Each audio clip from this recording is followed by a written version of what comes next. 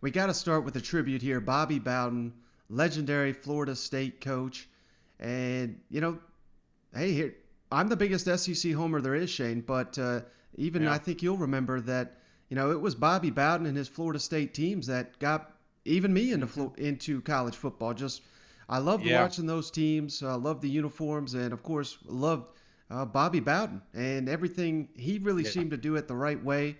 Never heard a bad word said about the guy, and he tragically passed away this weekend. And we've got some really good comments here from Nick Saban and Jimbo Fisher, who they share some kind of behind the scenes that gives you an indication of just what a great man Bobby Bowden was. A couple things I'd like to mention is, Coach Bobby Bowden's passing is something that really saddens all of college football. This guy was probably the greatest ambassador, at least in my view, or one of the great ambassadors of all time, because he coached. He had success coaching, but he was also one of the greatest people and set an outstanding example for everyone in our profession in terms of you don't have to dislike somebody, you don't have to discredit somebody that you're competing against, that your example of being a good person is something that can help us all professionally. He wasn't always just about him. He was always about helping other people. And our thoughts and prayers go out to his family and friends.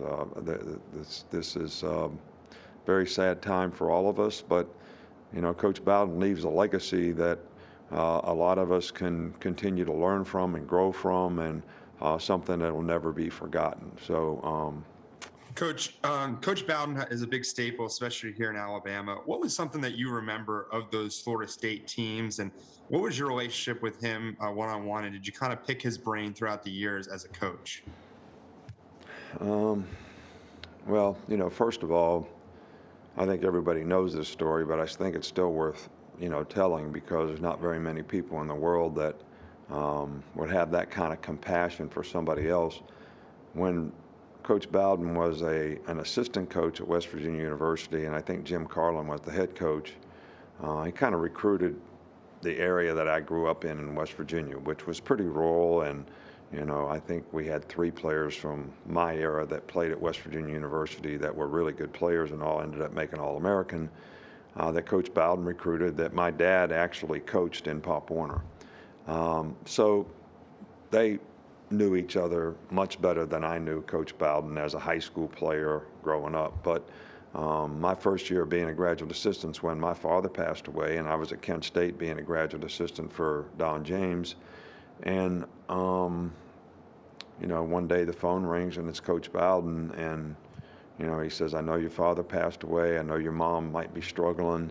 If you feel like you need to come closer to home, because Morgantown was like 25 miles from where I grew up, I have a job for you here if you need to do that.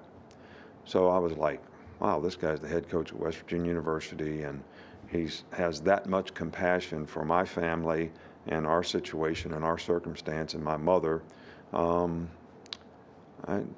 Not very many people would do something like that. So, but I think that was a reflection of what kind of person he was. I've always tried to emulate Coach Bowden in terms of the class that he represented his organization with. Seldom said a bad word about anybody. Was always very kind and upbeat to everybody that he ever met, and was always that way with me. And I would talk to him on occasion about, things that, I had questioned about professionally. And there's probably not many in this profession that I have more respect for than Coach Bowden, not only as a coach, not only what he sort of accomplished on the field, but the kind of person he was, the kind of character he had, and the class that he sort of exemplified as a college football coach. Just start off today with keep the Bowden family in your prayers. I know we lost a great man in Coach Bobby Bowden today, and he meant so many things to so many people, meant a ton to me. And not only just when I coached with him, but when I was learning to be a coach and around him, and at different times with his family, and what kind of person he was and who he was. it's amazing how he affected so many people, but he lived his life the way it was. And like I said, as fine a gentleman and coach that's ever walked the sideline, in my opinion. And just tremendous human being. But the lives he touched and the players he touched, that's his legacy, and that's what he always talked about. And we didn't the last times we talked about that. He said those things, and he definitely did that. So he lived a fulfilled life, and said he was ready, and he knows where he's definitely at, that's for sure. I'm sure you have a bunch, but I wondered if you could share maybe a couple of your favorite memories or stories about Coach Bowden. Oh, wow. There's so many. It just my favorite ones I tell. Can't tell them all. And I'm trying to think my favorite one. My favorite one of me was when I always think of this, when I was learning to be a coach and used to work the Bowden Academies, the amount of information that used to come out of him that he didn't even realize he was exerting and how he did things. Not when I coached with him, not even when I was there. We do the Bowden Academy, which was the thing. They have that Manning Academy now. Well, that was all bridged and thought of after the Bowden Academy. That's what started all that and gave all the ideas. Matter of fact, Peyton was in the camp. He came to the camp and things, and it was quarterbacks and receivers all over the country that came from everywhere. And that's all you did for 3 days was throw the football and run routes and catch the football. And we used to sit there. Some of my greatest memories was sitting there with him afterwards, like after the camp was over, because I was a counselor for the quarterbacks. And Tommy and Jeff did receivers, Terry did quarterbacks. We were all there, and Bobby drove around, looked at everybody, and watched everybody, kept everything, was there at every camp, every second of every moment on the field, because it was a family affair. And I was included in that and was very blessed to be in that. But at night, when all the coaches would come and people would bring people, and some old coaches and his old buddies, sometimes that knew him from years ago, played for him, different things, they'd stay, get a dorm room, and you'd set up in the dorm, even at Sanford, you'd sit there in the dorms, put your feet up, he'd take his socks off, put his feet up on the table, just like he was so normal. He could make you feel like you knew him for 20 years in the first 2 minutes you ever talked to him. He was so genuine and honest. And just sitting there telling stories about ball, and Coach would ask him questions and things he would do and how he handled recruiting situations and how he handled. And I, as a young guy, just 22, 23 years old, sat there and would just listen over and over and over and over and over. And then if he was outside by the pool, sometimes we had it at different places eventually, and sometimes there was a pool there if we were staying in a little dorm. He'd have his feet out there, and he always sat out there. We'd always sit, and he and I had a bad habit. We both chewed. And people didn't know that about it. We'd both chew. We'd sit there to have the chew and spit, and everybody else would watch. But he would talk to everybody. But just the knowledge he would put out and how he did things, the way he did things, stories about people back then, and back when he was learning to coach, how he admired Coach Bryant, how he admired the different people he grew up admiring in the day, and just listening to him, the volume of information you used to get. That was my favorite memories of him. It really was. Now, even when I coached with him was phenomenal, and we had some unbelievable talks. So he was an unbelievable historian of the game and loved the game. And our memories of Sanford together, because we both played there, and then how it was Howard College then, and he went back. And people know, because people forget, he went to Alabama on scholarship, and he left Alabama after a semester. And people didn't know the reason why, because he went back and married Ann. You couldn't be on scholarship at that time and be married, believe that or not. When they first got married, and it was more important, he wanted to marry Ann, he moved back, and he went to Sanford, and how he did it, how he gave that up, and I ended up transferring to Sanford. It was just ironic. We talk about different things, why you make decisions in life and coaching, and just listening to him, it was just a volume of knowledge and what he did and how he did. And then, some of the times that they'd have, I remember when I first became an offensive coordinator at Sanford, and that was in going into the 91 season, after the 90 year. Jeff was the OC, I was quarterback coach, and Jeff went to take the job at Southern Miss. So Terry made me the OC and wanted to learn. So that year they were playing Penn State. I'll never forget, him and Joe Paterno were playing in the Blockbuster Bowl. Blockbuster Bowl back then was really good. They were both top 10 teams. They were great. As a matter of fact, it was Dossie's senior year. And so I went, and I became a coordinator, and I sat, and the family took me, put me in the hotel, kept me up. I stayed there the whole week with him and went to every meeting he did. And I sat in the back of his coaching meetings, just watched him organize and structure. Then I did his offensive meetings and watched him set up his offense, how he called it, what he did. When he watched film, was just a fly on the wall sitting in the back. And then I remember sitting, and then I went to the press box that night in the game and put the headsets on and listened to him call the game. He and Joe Paterno were going at it that night, back and forth. And Dossie that year was a first-team All-American. And I remember this game was getting, I always remember this. he always thought that players make a difference in games, not plays. You got to make sure you get to certain guys, have that certain list of guys that you have to get that ball to. And Amp Lee was the MVP that night, played good. Casey Weldon was good. But Dawsey was a star, and they had to have plays. And I remember they had a little list of plays over heading to the ball. And he kept saying, Mark. He's talking to Mark Rick, who was his quarterback coach at the time. Brad Scott, I believe, was the offense coordinator. And we got to get that ball to Dawsey. We got to get that ball. And he pulled those plays out, man. About 6 plays, and about 4 or 5 of them went straight to Dawsey. And they caught it, went straight down the field, won a big game. And just those experiences, how vital that was to me at such a young age to learn how to organize, how to structure, how to treat people, but then more importantly, and then how to coach, and then, and call games and do things. And his style was different than a lot of different guys sometimes on offense, and how he did it. And I could go on. I could sit there and tell hours of those stories. Hours of them. Some things he'd occasionally hit me on the sideline when I was calling plays in the game. Come up there, and he made it was just some of the little comments he'd make every now and then come out of him, huh? I had no idea. But then you knew it was coming out of who it was coming out of. It was such unbelievable respect, and how he would say things. Funny time, he'd say some funny things to you during the game one time. You'd be in the middle calling plays. Maybe one time he bumped me and said something to me. I ain't going to say what he said. It was a good thing.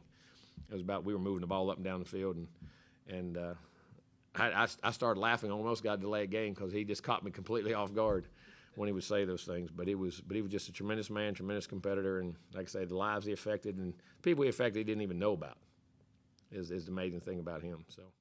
All right, Shane. So there you got it from Nick Saban and Jimbo Fisher, and those are two of the giants in the game today. And when they're singing the praises of Bobby Bowden like this, you just know who knows countless lives he touched during his coaching career. You know what?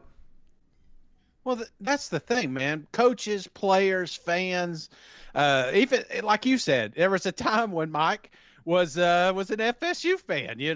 Now that was growing years. It's like when you look back those photos, you're like, I can't believe I wore that hair. I can't believe I had Jico jeans there for a week.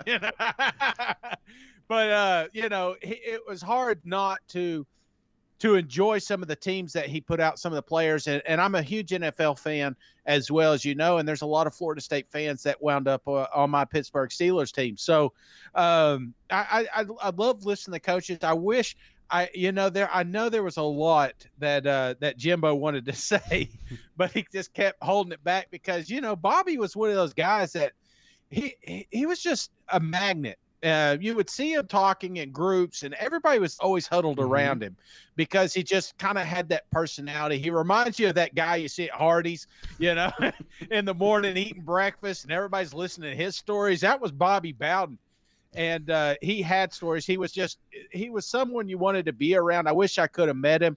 But you look at, I was looking earlier today, man. I don't want to get off track too much here, but his coaching tree.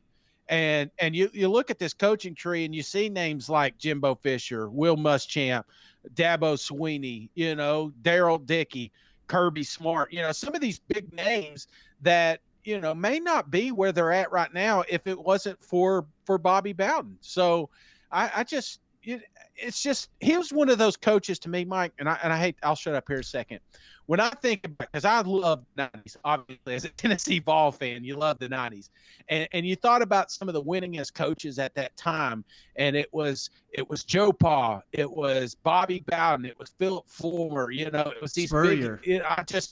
Spurrier, some of these just winningest coaches that they're bigger than life. And it's amazing the fallout after they left, the amount of coaches, the way that football changed because of the way their minds work. Yeah, without a doubt. And it just, it takes you back to the glory days in our opinion, of college football. Not that it's, hell, we love it to death now, but just, growing up with these guys, it just kind of, I don't know, it just takes you back to some of those fond memories, doesn't it?